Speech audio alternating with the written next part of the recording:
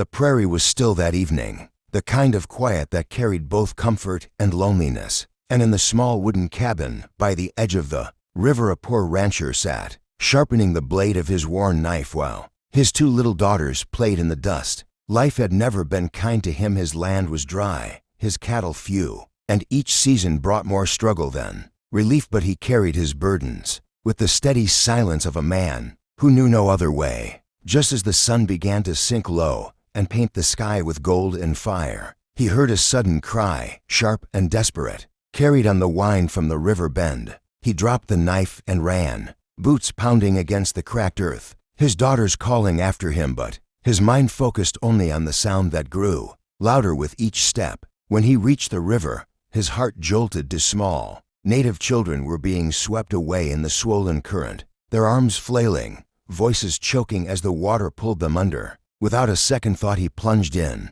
the icy shock of the current biting into his skin, dragging him sideways as if the river itself wanted to claim him too. He fought with every ounce of strength he had, pushing against the pull, first catching hold of one child, then reaching for the other as the water clawed at his body and filled his lungs with fire. For a moment he thought he would not make it out, but sheer will and the thought of his daughters waiting gave him the strength to stagger back to the shore with both children clutched tightly against his chest. Coughing, soaked and trembling, he laid them on the muddy ground and pressed his ear to their lips until he heard the faintest breath. Working quickly, he pressed on their chests, coaxing the river water from their lungs, whispering prayers between gasps of his own. Slowly, shakily, the children opened their eyes, frightened but alive, and the rancher let out a breath he hadn't realized he was holding. As the stars began to prick the darkening sky, he carried the weakened children back to his cabin.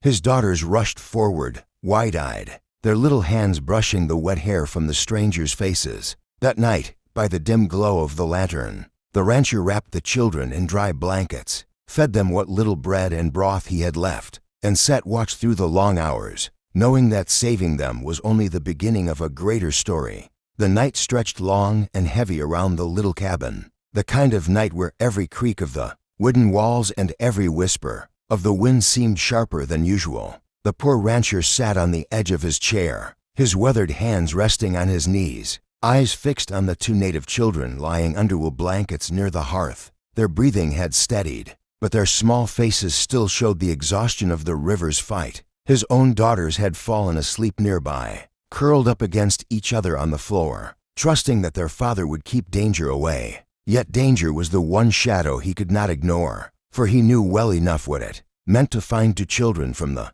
nearby tribes in his home. Word would spread quickly, and their family would come searching. He could not know whether they would see his act as a kindness or a crime. He rubbed his temples, torn between gratitude for having saved innocent lives and dread for what dawn might bring. Outside, the prairie was hushed under the moon, the river glimmering faintly in the distance as if it too was keeping watch. Hours passed in silence broken only by the crackle of the fire. The rancher's mind wandered to his wife, gone these many years, and how she would have spoken gently to the frightened children, how she would have calmed his fears with a simple touch on the shoulder. He wished for her wisdom now, but all he had was his resolve. Near midnight, one of the children stirred, eyes fluttering open, dark and alert. The rancher offered a cup of water, speaking softly though he doubted the child understood his words. Still, the kindness in his voice carried through, and the child drank, then drifted back into uneasy dreams.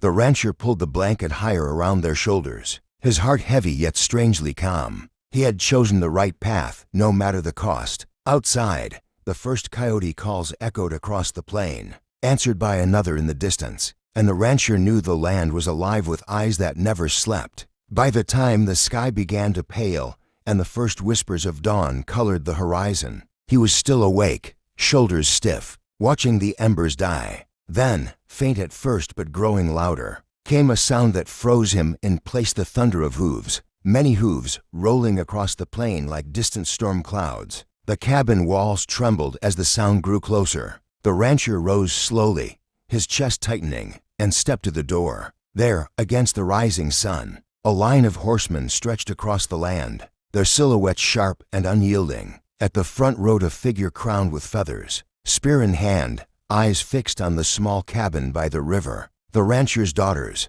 woken by the sound, clung to his legs, and the rescued children stirred in fear. The rancher placed a steady hand on his girl's shoulders, drew in a long breath, and whispered to himself that whatever awaited outside, he would meet it standing tall. The hours of that uneasy night dragged on with the weight of a storm that had not yet broken, and though the two native children slept warmly near the fire, their breath steady and their small hands clutching the blankets he had wrapped them in, the rancher could not find rest, for his thoughts circled endlessly around the same fearful truth. Saving those children had been an act of mercy, but mercy often carried consequences that a poor man with nothing but his two daughters and a crumbling cabin might not survive. He sat in his wooden chair by the door, rifle laid across his knees, lantern flame flickering against his worn face, and listened to the soft chorus of night sounds outside. An owl calling from the trees, the river whispering as it wound past the rocks, the wind brushing the tall grass in restless waves. His daughters stirred now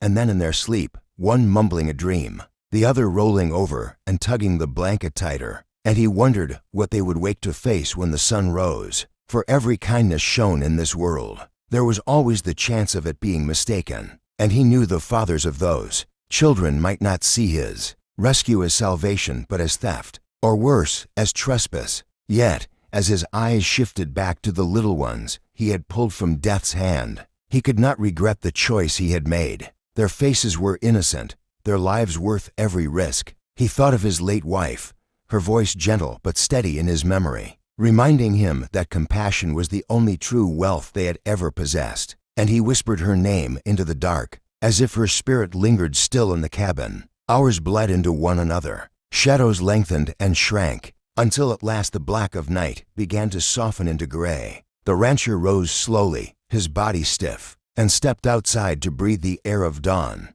The sky was painted in pale silver, the first streaks of light spilling across the horizon, and for a fleeting moment it seemed as though peace had returned. The river glimmered quietly, the plains stretched wide and empty, and the mountains in the distance were crowned with the soft blush of morning. Yet deep within his bones he felt the coming change, the way the earth itself seemed to wait for the pounding of hooves. He rested a hand on the worn wood of the cabin wall and looked toward the far edge of the prairie where the hills met the sky, his jaw set and his heart heavy, because he knew that somewhere out there, fathers and warriors had spent the night searching, and when they found the trail that led to his home, they would come with questions sharp as arrows and judgment heavy as thunder. Inside the cabin the fire had burned low, embers glowing faintly like watchful eyes, and as the rancher stepped back across the threshold, the warmth met him in contrast to the chill of dawn. Though it did little to ease the tension in his chest,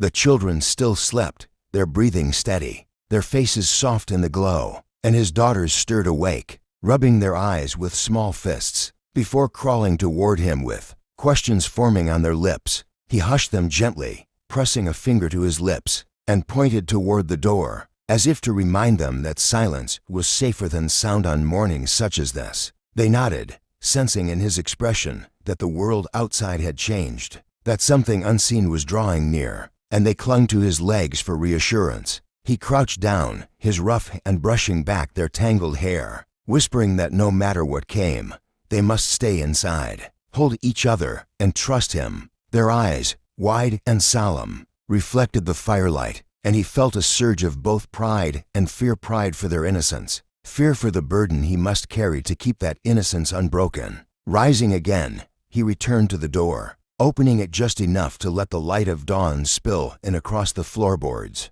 The plains lay before him, stretching out in muted gold as the sun edged higher, but the silence of the land was heavy, the kind of silence that waits before thunder. He could see no riders yet, no banners of dust on the horizon, but his heart told him the moment was near, as certain as breath itself. He leaned the rifle against the frame, wiped the sweat from his brow though the air was cool, and forced himself to breathe evenly. In that waiting, every sound magnified: the creak of the cabin wood as it settled, the whisper of his daughters behind him, the faint shifting of blankets as the rescued children stirred in their sleep. He looked back at them then, fragile lives that had tied his fate to something larger than himself, And he knew that when their kin arrived, there would be no easy road. Gratitude or vengeance, peace or blood. It would be decided not by his intentions, but by how his act was received. As the first full light of the sun crowned the distant hills, painting the sky in streaks of amber and crimson, the rancher straightened his shoulders and stepped fully into the dawn, a lone figure before the vast sweep of the prairie, waiting for the storm of hooves that would soon break across the earth.